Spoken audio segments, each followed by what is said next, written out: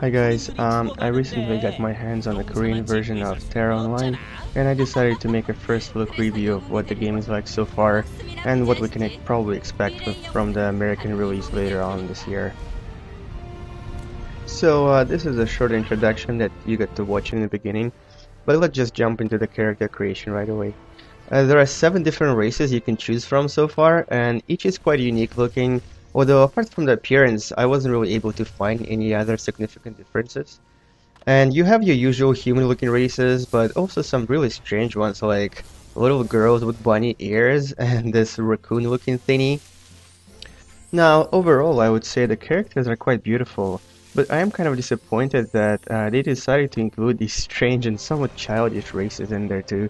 It might definitely not be appropriate for a Western audience.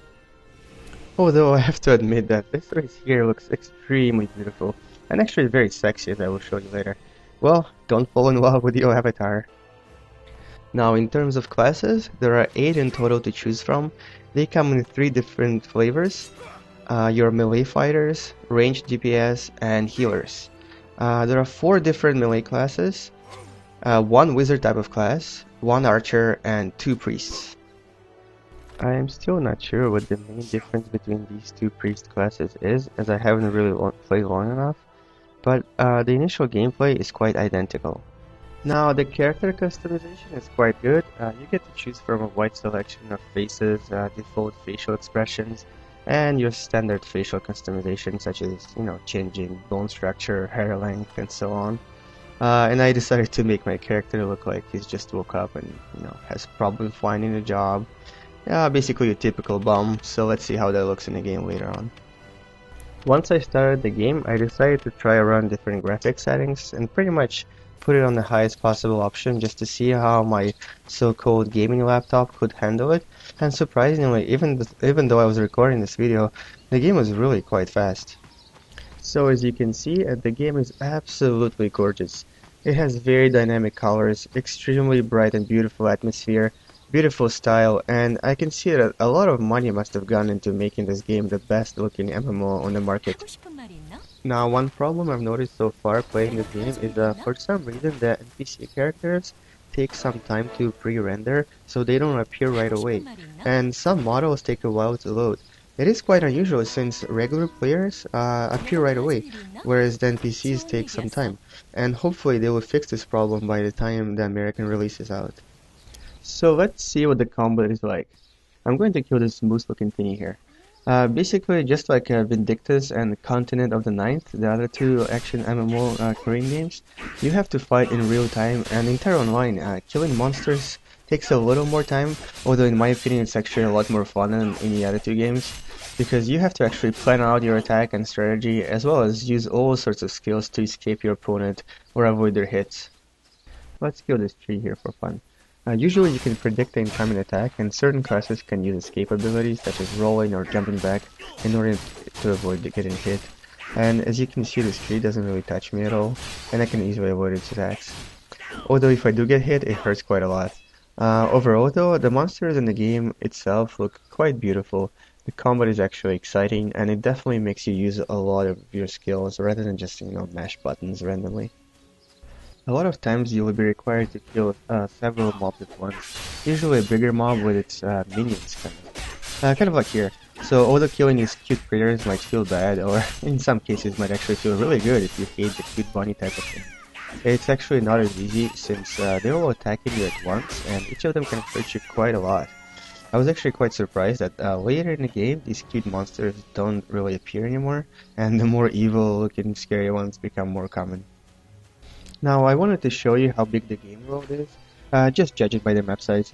So you can see we're here on this first island, and it's only about the 20th part of the entire game world, and I think it takes about 10 minutes to run from one end, from the beginning of this island to the end of it. And so I would say that the size is quite comparable to maybe the original World of Warcraft before the expansions.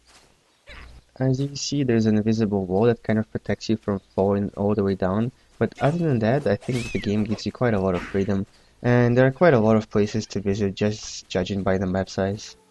Well, this is the first city you get to visit, And as you can see, some of the NPCs are still preloading, but basically just like any other MMORPG, you get your standard FedEx delivery and kill monster quests, and as of now, just doing the quests was enough to progress quite easily.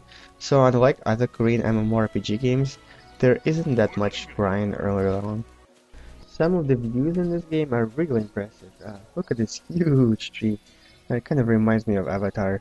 And well, since I don't really speak Korean, I don't really know the lore behind this area. And but even without the language, you can kind of see that the game is really gorgeous. Anyway, what I decided to do is I decided to try all the class types and see how they differ initially, and if there are any combat mechanic differences between them. So this guy here, he's a kind of a rogue class, dual wield rogue class.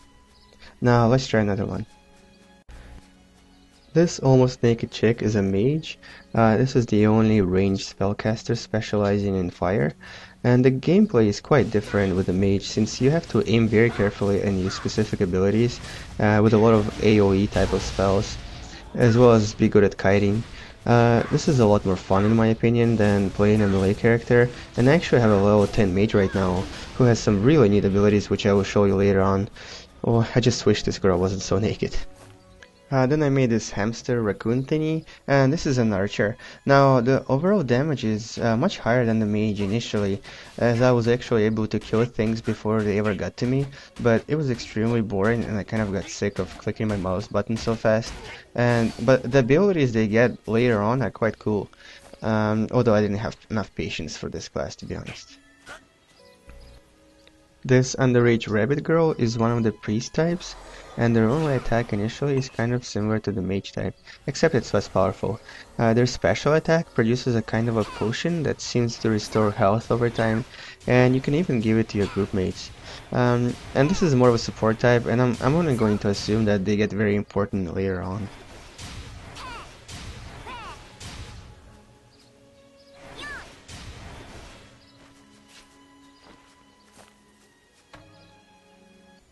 This rock-looking fellow is a kind of a melee DPS character with a two-handed axe that has a slow but very damaging attack. And this is one of two types of two-handed fire types. The other one has a sword. This class was kind of fun at first, but to be honest, I found it a little too slow for my taste. And as you can see, it has a power bar that goes up with every attack, and that's to execute special attacks, kind of like warrior types in World of Warcraft. This gorgeous character is the other priest type, and like I mentioned before, I don't really know what the difference is between these two types, but the gameplay initially is quite the same. You do have similar special abilities as well. One of them produces potions that you can consume, and a somewhat weak bolt type of a spell that does some damage, but not that much. This class here is the main tank class, and this is actually a very interesting character to play. First of all, you have a lance instead of a sword, and this lance seems to do quite a lot of damage. And second, pressing the right mouse button makes you use your special ability, and it's your shield, which literally turns you into a kind of a hoplite, 300 style. So the mobs can hit you as much as they want, and you will literally be immune to their damage.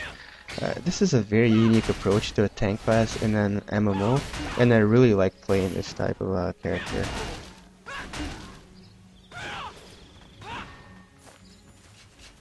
Finally, this is the other type of a two-handed fighter. This one has a sword similar to the guy from Final Fantasy, and it seems to have faster attacks than the axe, but overall they do similar damage per second. This character is more of a support DPS type rather than a tank, as they can get hurt pretty easily, and their special ability is a kind of a role that helps them escape the incoming attacks. Now let me show you my level 9 wizard character. So this is the second area that you reach after the beginner island, and it looks amazing as well.